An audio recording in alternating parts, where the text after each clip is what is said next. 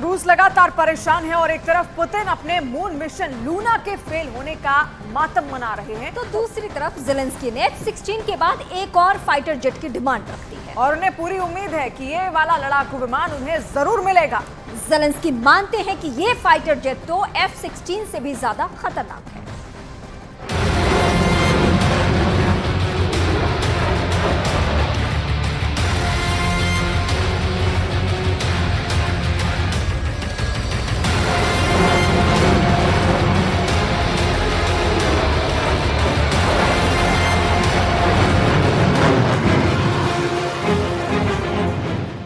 Zelensky की नजरें अब इस फाइटर जेट पर गड़ गई हैं। ज़ेलेंस्की की डिमांड अब F-16 के आगे बढ़ गई है।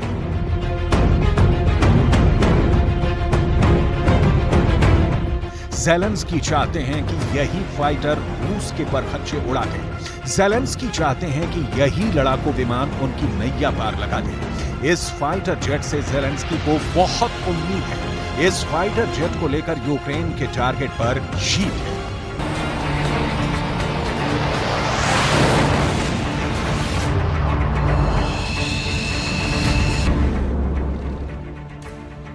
पुतिन इस फाइटर जेट को कैसे रोक पाएंगे, ये रूस के लिए भी पहेली है, क्योंकि ये यूरोप का ऐसा लड़ाकू विमान है जो सबसे आधुनिक मिसाइलों से लैस है।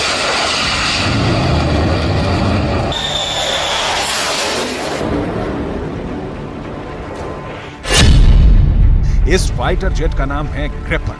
ये स्वीडन का बनाया हुआ बहुत ही आधुनिक लड़ाकू विमान है और अब ज़ेलेंस्की इसे यूक्रेन की एयरफोर्स का हिस्सा बनाना चाहते हैं। वो इसी विमान से रूस पर हमला करना चाहते हैं।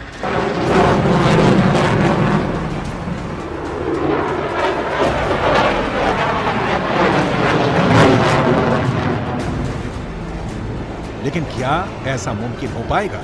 क्योंकि अभी तक ज़ेलेंस्की को F-16 तक नहीं मिला है। ऐसे में एक और फाइटर पर बात छेड़ना, एक और लड़ाकू विमान की डिमांड करना, क्या ये ज़ेलेंस्की की तरफ से बहुत जल्दबाजी नहीं कही जाएगी? स्वीडन के दौरे पर ज़ेलेंस्की ने खुल्लम खुल्ला ग्रिपन की डिमांड की है और जाहिर है कि पुतिन इस बात से खुश नहीं होंगे, ये पक्का है।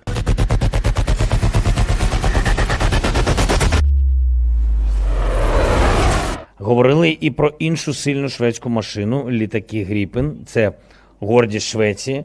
І я впевнений, що Гріпени можуть зробити нашу свободу значно більш захищеною. Тестові випробування Гріпенів за участі українців, наших пілотів. ज़ेलेंस्की का दावा है कि यूक्रेन के पायलट्स ने ग्रिपन पर टेस्ट फ्लाइट भी शुरू कर दी है, यानी उसे आजमाना शुरू कर दिया है। लेकिन बड़ा सवाल ये कि उनको ग्रिपन वाकई में मिलेगा या फिर ज़ेलेंस्की अपना और यूक्रेन का वक्त खराब कर रहे हैं।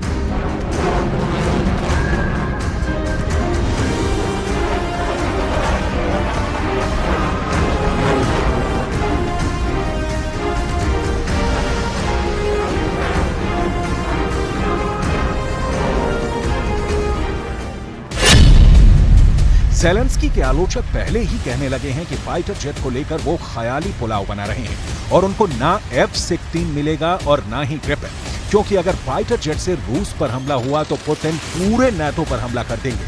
फिर पूरा यूरोप रूस के गुस्से में जलेगा और इसका सबसे पहला टारगेट बनेंगे स्वीडन और वो देश जो यूक्रेन को F-16 सप्लाई करेंगे।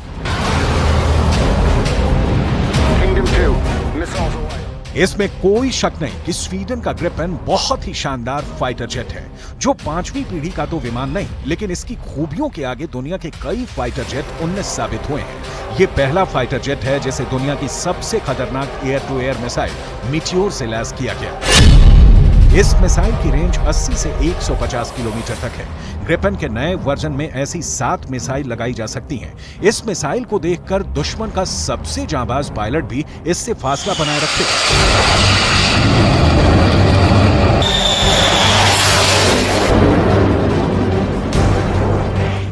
ऐसे ही हथियार हैं जो स्वीडन की वायुसेना को बहुत खास बना देते हैं। ऐसे ही हथियार हैं जो किसी भी युद्ध में गेम चेंजर साबित होते हैं, फिर चाहे दुश्मन कितना भी ताकतवर क्यों ना हो। Сьогодні ми детально поговорили майбутні кроки щодо можливості відкрити тематику отримання шведських гріпенів. Я буду зустрічатися сьогодні зі спікером парламенту, з представниками усіх парламентських. अब तो स्वीडन को नाटो में शामिल करने की बात चल रही है। यही वजह है कि अगर नाटो के साथ स्वीडन आता है या ये नाटो के साथ मिलकर रूस के खिलाफ युद्ध लड़ता है तो नुकसान में सिर्फ पुतिन की एयरफोर्स ही रहेगी, क्योंकि ग्रिपेन जैसे फाइटर जेट के शामिल होने से नाटो की ताकत कई गुना बढ़ जाएगी। इसमें कोई शक नहीं। ये डर पुतिन को भी है और उनकी वायुसेना भी इस खतरे को अच्छी तरह जानती है।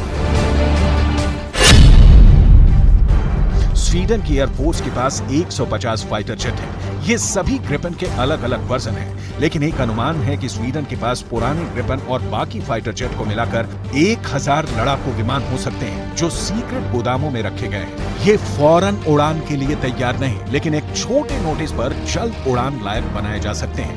इन विमानों को स्वीडन ने छुपा कर रखा हुआ है, ऐसा कई खुफिया एजेंसियों और एक्सपर्ट्स का मानना है। स्वीडन अभी तक यूक्रेन की 15,000 करोड़ रुपए के मिलिट्री पैकेज वाली मदद कर चुका है। इसमें कई तरह के हथियार हैं। अब तक स्वीडन की तरफ से हथियारों के 13 पैकेज रिलीज हो चुके हैं। अब तो नए 3,000 करोड़ के पैकेज की बात भी शुरू हो चुकी है। अगर इसमें ग्रिपेन शामिल भी किया जाता है तो वो यूक्रेन को 4 या ज्यादा से ज्यादा 5 ग्रिपेन विमान सप्लाई किए जाएंगे।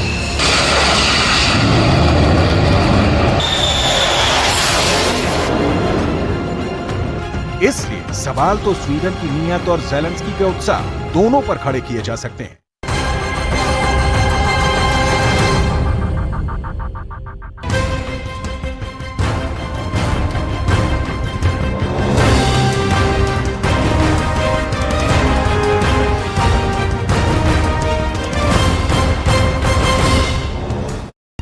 बैठा लोग संरक्षित कर रहा है।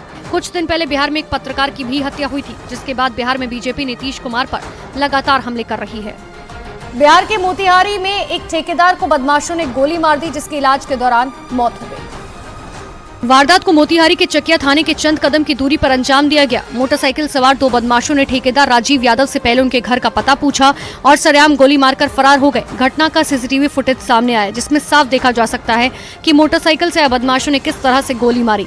गंभीर रूप से घायल राजीव को जब अस्पताल ले जाया जा रहा था तो रास्ते में उसकी मौत हो गई। पुलिस ने घटनास्थल से 2 खोखा बरामद किया। पुलिस ने केस दर्ज कर मामले की जाँच शुरू कर दी।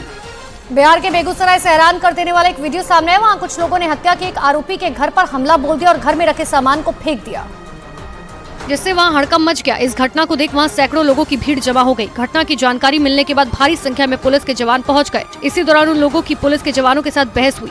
हालांकि किसी तरह से मामले को शांत कराया गया।